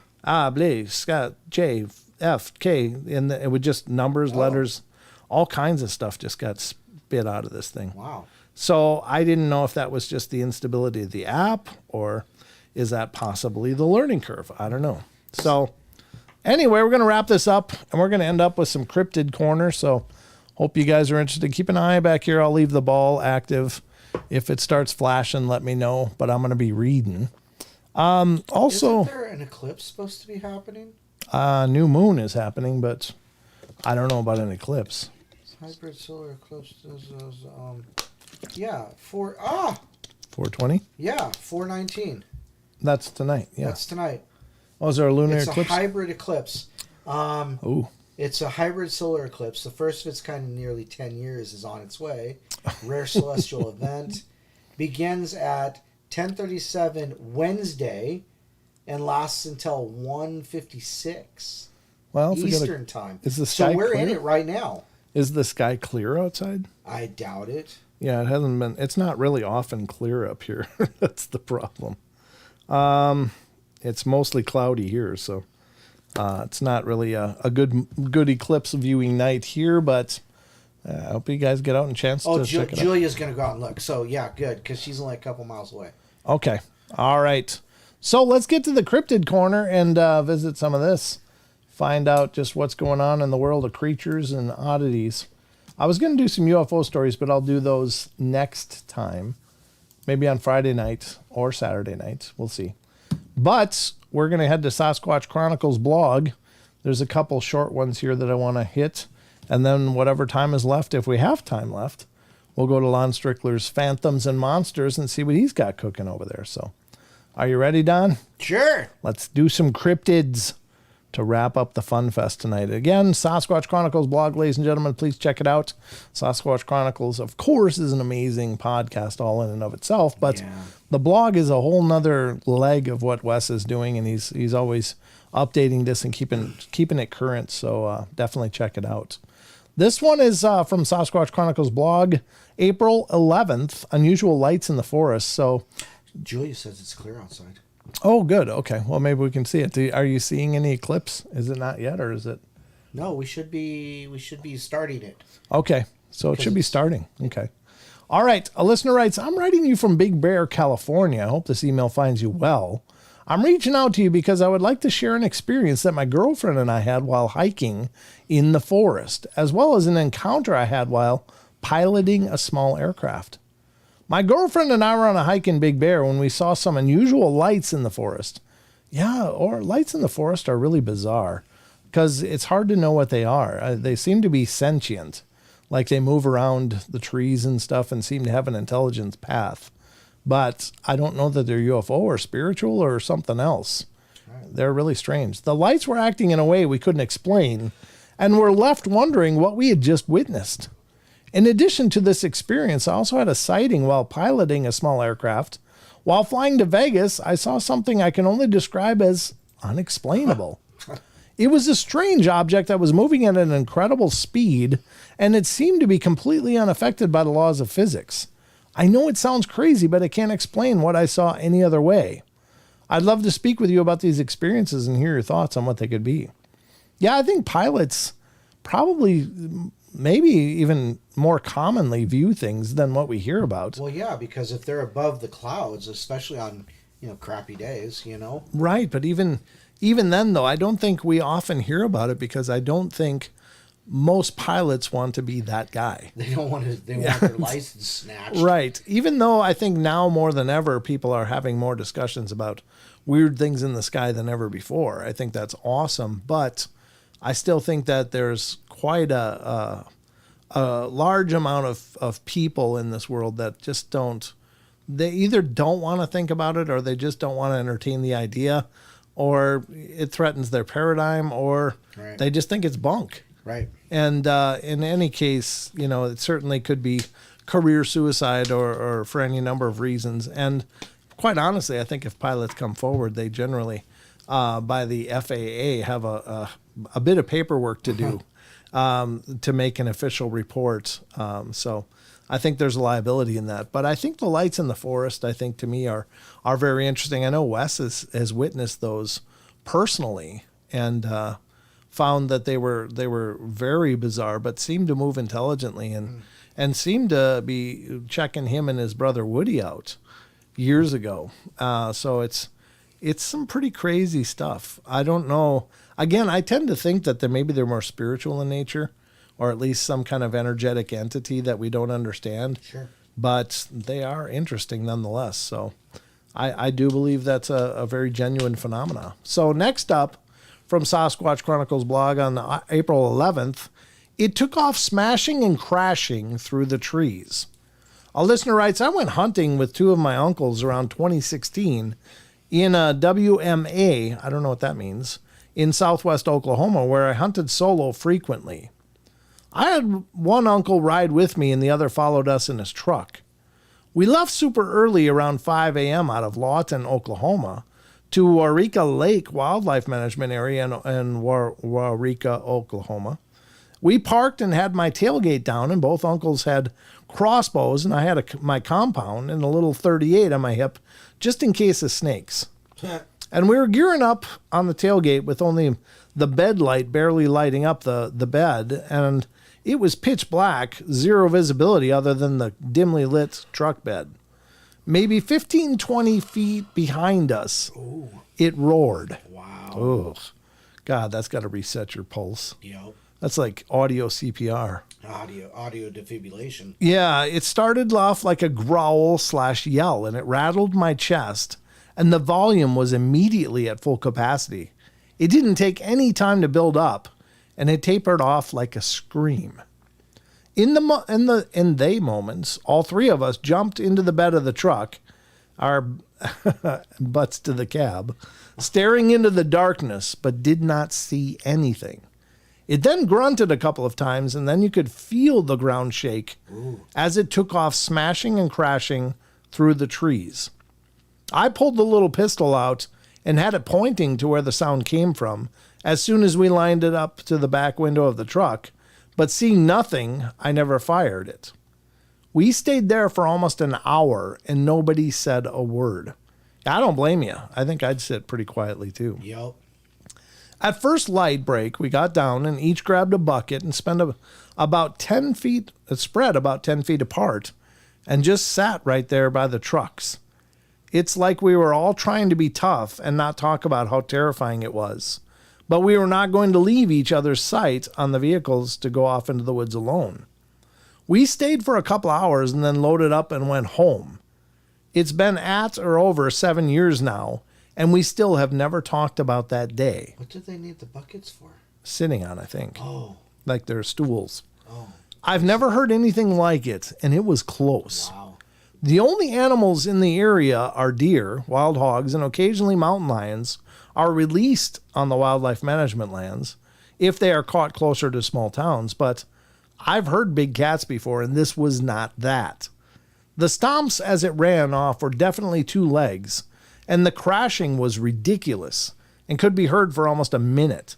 Broken branches and bent tall grass is all that could be seen when the sun came up. The ground was so hard, so no tracks. That was the last time I've been hunting, and I've since moved away from southwest Oklahoma to central Texas. Yeah, that'll change your religion. Yeah. Well, in Central Texas, Central Texas, Central 1846. 1846. Okay. What does that mean? I don't know. Again. 1846 was Civil War. Was it? Okay. Yeah. All right. Well, that says 1846. Oh, 1846. Sorry. That was before the Civil War. Okay. I transposed 6 and 4. Oh, okay. Gotcha. Well, yeah, there you go. 1846.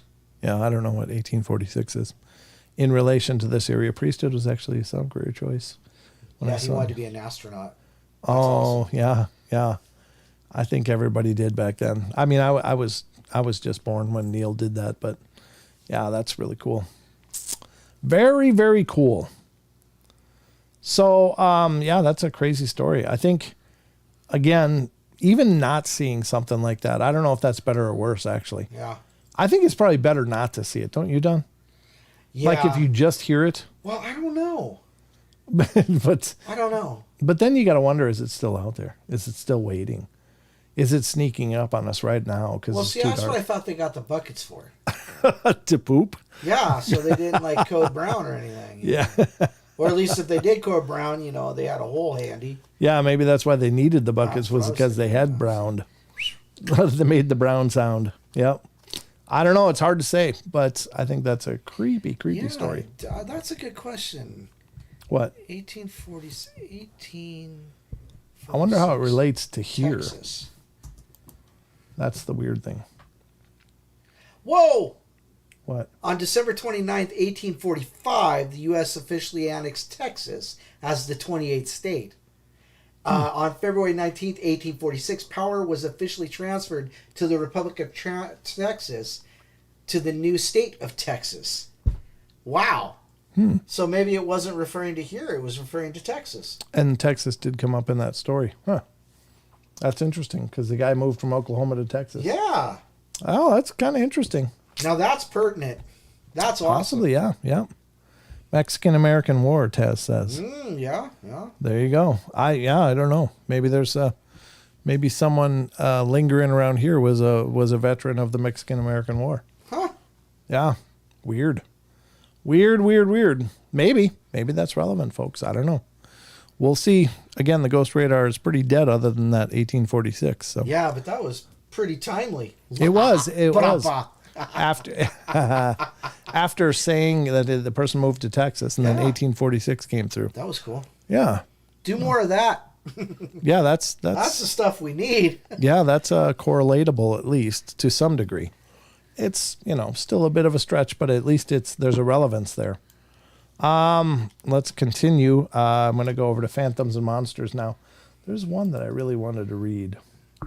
Okay, here's one from phantomsandmonsters.com. Please check out Phantoms and Monsters as well to follow Lon and all of his work, including his podcasts, which is Phantoms and Monsters Podcast. But Lon's also an author of several published books. And they do a lot of research, and Phantoms and Monsters is a great repository for lots of claims and people's experiences. So you'll be reading for weeks if you stop by here. That's a bingeable. It is, totally. Terrified family shadowed by heavy bipedal cryptid while hiking in central Pennsylvania. Yeah, Pennsylvania's always got stuff going on, too. Almost like Ohio. Ohio. It's almost as eerie as Ohio. Yeah. A central Pennsylvania man is on a hike and along Bald Eagle Ridge when they begin to hear heavy footfalls near them. Then heavy tree branch breaks. Was it a Bigfoot or a cryptid canine? Now, that's interesting. I've never heard it called a cryptid canine. You always hear Dogman, but Right. I almost like cryptid canine better because Dogman almost sounds cartoonish. Well, and it's got a connotation nowadays, too. Yeah, I guess it does. Yeah. Says, I'm a 54-year-old husband, father, and grandfather who also served in the Navy straight out of high school for a few years. Well, this all took place on one of the longest mountain ranges here in central Pennsylvania. There's a mountain range called the Bald Eagle Ridge that runs southwest to northeast and runs for about 60 miles. It's the last mountain range before hitting the Appalachian Plateau to the west. It's a very beautiful part of the state of Pennsylvania. There are few homes. Most of the population of the state lives in the valleys and not at the tops of the mountains, so our mountains are pretty secluded. So the eastern part of the state has a small pocket in the outlying areas where that are populated, and the rest of the state is mainly mountainous and forest with no human population. Maybe that's why there's so much strangeness there. Oh. There isn't a lot of population spread into the wild places. About 10 years ago, my wife and I, along with our 25-year-old son, our two grandchildren, and one of their friends, all went for a walk in the reservoir that supplies all the drinking water to this area in central Pennsylvania. The reservoir is set back about a mile from the main road, Route 150, and that is an area for walking and hiking, but back then it wasn't used by many people at all.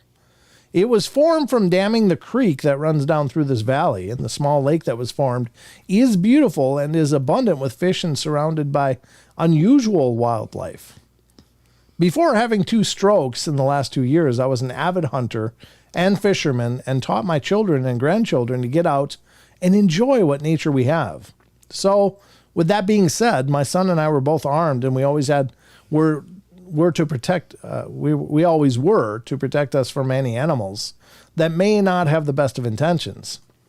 We started out a little later than planned, but things were going great so far. We walked about a mile or 2 up into the mountain, and we're on our way back 3/4 of a mile from the truck, and by this time it was about 9 p.m. and dark. Well, everyone had a flashlight, and we always take them for reasons like this. And we were here before at the same time with nothing to be concerned about, so it was just business as usual. We're all carrying on and enjoying the outdoors and the walk, and I want to make it clear now that I got a very uneasy feeling for no reason. I wish I could explain it, but I can't.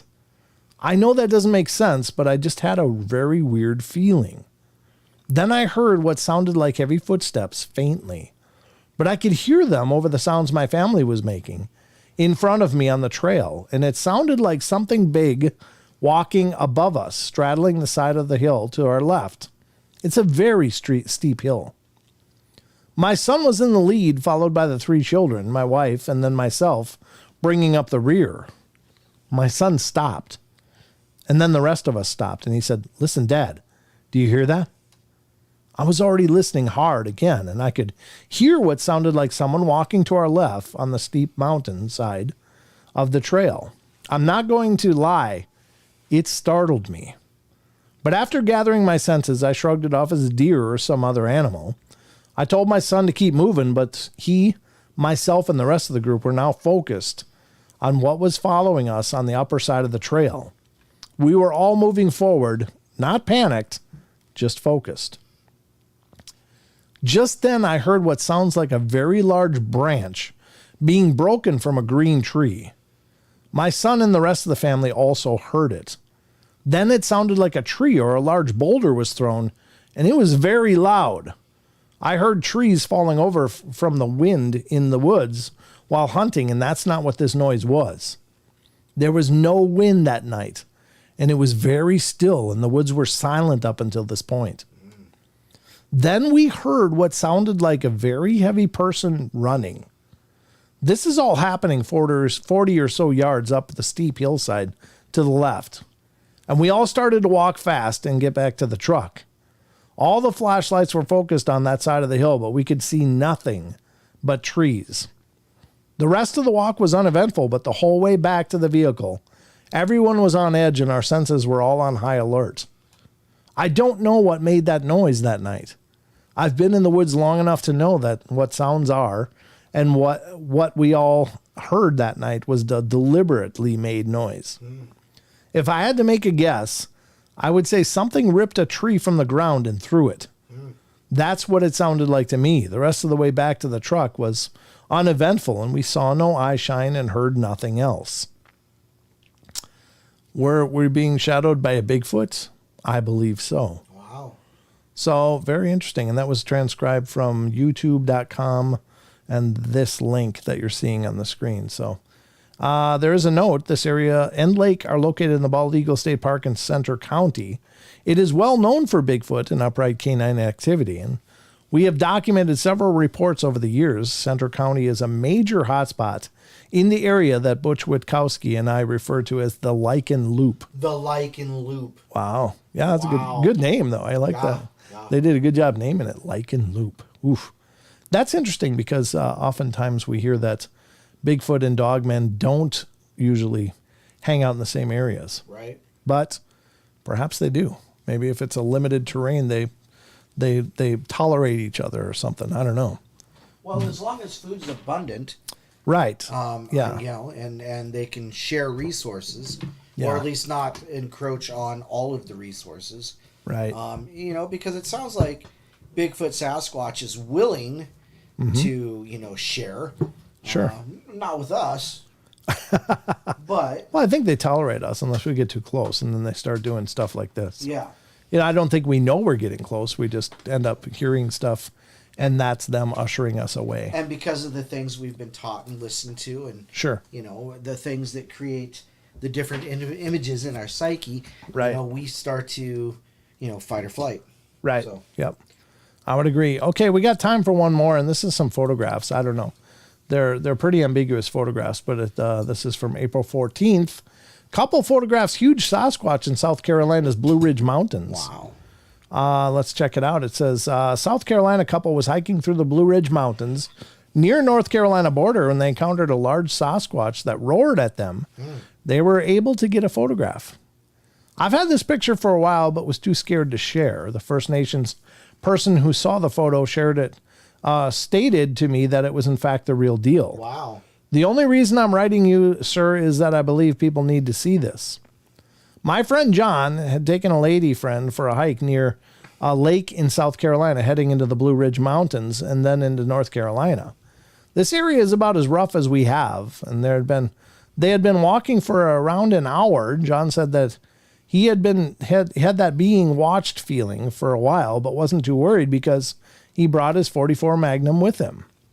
Well, they stopped walking so they could take a break, and John walked over to a tree slightly off the trail and relieved himself. Big mistake. Yeah, we hear that sometimes. If you want to piss off a Bigfoot, start on peeing their on its territory. ground. Yep. Yeah, on their territory.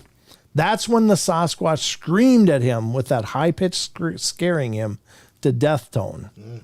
It then followed up with a deep bass roar that you could feel in your chest. It grabbed a tree and was shaking it back and forth violently.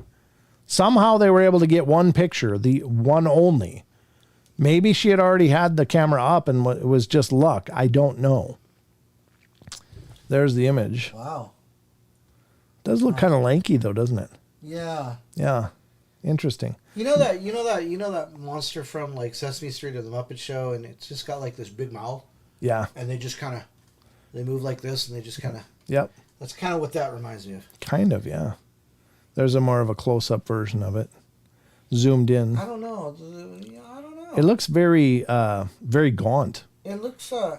The arms do look long, but the looks problem like is that the shoulder to the elbow looks very short. But it Like looks it's like an it's arm kind of extender. stooped over though. Kind of like its knees are bent and it's bent at the waist, Maybe. so it's bringing the shoulder down closer to the waist, so you can't tell the difference in the height. Right, but I would say the arms aren't extraordinarily robust like we hear often. True, yeah. They say they look like It's the bodybuilders. grunt. Yeah. It said John stated that they ran as hard as they and as long as they could back. They weren't followed as best as he could tell, and John said he never even thought to pull out his pistol just to Probably a good run. idea. Whatever they saw scared him bad. It was not a black bear, not a regular human either. Not a regular human. You can see the hair almost glistening, and I can make out a right nipple, and you can see the cut in its chest. Long muscular arm, flat bulbous nose, no neck, dome, head, etc. I don't know if I'm seeing all of that. Where are you getting the nipple on that? Are you seeing the nipple, Don? No, it's not Patty. No. Well, Patty had more than just nipples. Apparently so. She was cooking the full rack. Yeah, Sorry. but she was. That sounds crude, but But she may have been breastfeeding at the time. Good, too. yeah. Yeah, it's not known whether the females, much like gorillas. Pretty sure the male doesn't. Well, no. I mean, males don't lactate usually. But the question is like with primates, with human beings, women, of course, have breasts and they maintain them. But in most primates, like gorillas, they only develop breasts when they're having offspring. And that's when they're nursing and stuff. And once they wean them, and then their breasts will eventually return to more flat and such. So I don't know. It's an interesting take. So this, I don't see any of the details that they're pointing out, what you can see and make out. I don't see a cut on its chest. Oh, Nathan Nate, that's horrible. Oh, okay. Nathan Nate says if it was female, maybe it was her way of accepting his maiden offer. Oh, yes, I respect your territory marking. Yeah, maybe. Maybe. Oh, you want to take this territory, huh? She'll be coming Come here, big fella. She'll be coming over for some sugar later. I need a cup of sugar. Hello, neighbor. Yep. Wow. There you go. Well, there you go, folks. I don't know. It's been an interesting journey through the portal. Hope you guys enjoyed it. Hope you had a good time. And, again, let me know what you think about doing the investigative things on the show. I've gotten a few responses. They seem real positive. People kind of like that it's something new and different. I have to say, it did raise a few hairs on my arms. Yeah, it's one of those things that, but you really gotta try to correlate anything, especially with researching spirits, because it may seem like a response is geared towards a discussion, but you really have to be able to quantify it on more than one level. Right. And so, is it possible? Yeah, it's possible. It's also possible that it's just algorithmically spitting out nonsense. Right. Now, also, you got to ask the question, though, is it, so if it does take its time and spit something out, is it just trying to keep the algorithm going? And that's why that's what I don't know. Yeah, spits something out to just keep it talking. Otherwise, does it just shut itself off? Like if you're, in your bank account, you get logged out because you timed out. Maybe. Yeah, I don't know. I don't know what criteria is programmed into it. Right. I guess I could do some research on any reviews of it and such and see what people are saying. I don't know. Maybe you should just leave it alone and let it roll. Some mystery to it. Yeah. Well, thank you, Maggie. Maggie said, thanks. That was a blast. Good. I'm glad you had fun. But let me know what you guys think. Do you want to see more of the investigative stuff on the shows? Other than, actual investigations are where I really want to gear this towards. And this is all part of me gathering materials in order to do better live investigations or recorded investigations for video projects. That's certainly what we got cooking. I've been talking to Charles about getting back out there. Yeah. So we'll see if we can get more of this going, try to stream live from locations if it's possible. We'll see what happens, but I do value your opinions. If it's something you're not comfortable with, if it's something that makes you feel gross and creepy, then let me know. I don't want to alienate our listeners, and I don't want to, do something that's making a majority of the people feel uncomfortable, whereas a few people are enjoying it. I want to give you guys the best shows I know how, and so this is just me being creative, thinking of new things to do on the show that we didn't do before. So, we'll mix it up, and maybe on Friday I'll hook up the portal and we'll actually do a live portal session and dive into that and see if we get some good responses, because I'm convinced that the portal at least sometimes spits out some real amazing evidence. I've witnessed it live and in person many times, and I can vouch for the fact that at least sometimes some pretty incredible stuff comes through. So I don't know about this app. I'll continue testing it, like I said, but please weigh in the comments. Let me know. Wow. What? Play Nendo Gaming. Hi all. Freaky Friday brought me here a long time ago. Oh, very cool. I love to see the harmony here, the unison of like-minded people. Much love from Amsterdam. Why is Don being called the Big Toe? Because I broke my toe like a long time ago, and he's never let it go. So, Freaky Friday was our brother Kevin. Yeah, Kev Baker. Kev Baker. Yeah. Yeah, we love and miss Kev. He's will and always is and will be a dear friend of ours. Absolutely welcome anytime. Yeah, and make sure to always include him in your prayers and send your love to him and his family, because they are an extended part of our family. Kev was very instrumental in many ways of helping to form what the portal is. Yeah, doing those 4 and 5 hour crossovers were just awesome. That was awesome. Yeah. We had a lot of fun. So he's dearly missed, and I love him and hope he's well in the light of the divine. So I guess that's going to wrap it up for us, Don. What do you got in closing? You know what? I just want to remind people at Teesprings, our friends will get you I think it's a 15 or a 20% discount. Yeah. So use the coupon code Our Friends. Yep. If you go to Teespring, it should flash up some coupon codes on top. Just let it flash a few so you can see which one gives you the best deal. But yeah, that's where you can get portal gear, and the link is in the description below of the video. So check it out. As always, once again, special thank you to our YouTube members. You guys are helping to keep this all afloat. Thank you, K-Love, for joining the ranks of those. I really appreciate it. I think Maggie's trying to pull us down the hole. A dole? The D-hole. We're not going down the D-hole, Maggie. Well, there it is. It's the end of the show. We're emerging from the D-hole. Yeah. All right. All right, guys. So I was gonna say something that would have translated really poorly, but I stopped myself. All right, so I do have a filter sometimes. It kicked in, especially when it comes to monetization. But all right, guys. Well, we love you all. Be good, be kind, be nice. Take care of each other. Help each other out. Find the magic in every day, and remember to laugh as much as you can. And I'll be back on Friday. And thank you, K-Love, for the question that I'm going to ask in Discord for Friday. Remember to join the Discord if you would, please. Love to have you over there. Scroll up to find the link. Oh, I've got it. A D-hole shirt. Yes. Okay, I've got it. I know what I'm... Thank you. Yes. Don't fall in the D-hole. Yeah, Chucky Danger says there needs to be a D-hole shirt. All right, gotcha. Hot cakes right there. Gotcha. Hot cakes. All right, guys, that's it for us. Good night, everybody. Have a great rest of your week. I'll see you at the end of it on Friday. Hopefully you'll join me right here, 7 p.m. Pacific Standard Time, 10 p.m. Eastern Time, right on here on YouTube, or listen live on TFR. Good night, everybody. Did you say your thing? What thing? Yeah. Be good, be kind. I already said that. Oh, yeah. Good night. Good night.